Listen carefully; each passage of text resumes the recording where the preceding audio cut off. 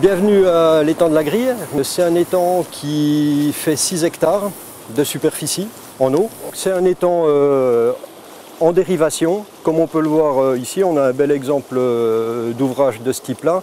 En fait, ça permet de gérer les débits entrants et sortants. En fait, bien souvent, les étangs sont en chaîne, les uns derrière les autres, ce qui permet, en fait, en fonction des périodes de l'année, quand il y a trop d'eau qui arrive, par exemple, ça permet de fermer l'arrivée et de dévier l'eau dans un fossé qui va contourner l'étang. C'est un étang qui a été repéré dans 1986 par une société d'histoire naturelle, qui a repéré donc certaines espèces de plantes très rares dans le département. Suite à cette découverte, cet étang a été intégré dans un inventaire de sites remarquables qu'on appelle les SNIEF, c'est les zones naturelles d'intérêt faunistique et floristique. À partir de 1998, le Conseil général a mis en place des mesures de gestion écologique donc sur l'étang.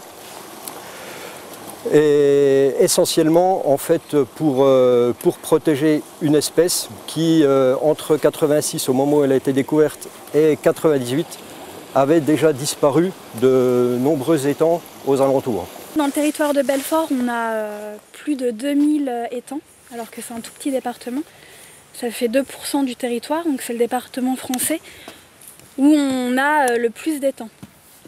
Et en fait, à l'endroit où on est, on appelle ça, donc je vais vous montrer une carte. On appelle ça le Sungo des étangs et des forêts, donc c'est cette zone-là, où on a une concentration d'étangs importante, on a plus de 300 étangs, et si bien qu'on appelle cette zone-là la Petite Sologne. On a une pluviométrie très importante dans le territoire de Belfort, et des pentes très faibles, si bien que quand on creuse un petit peu, l'eau stagne. Donc là, ces étangs-là qui nous entourent, ces nombreux étangs, ils ont été creusés au fil de l'histoire. Donc là, on est dans une zone agricole.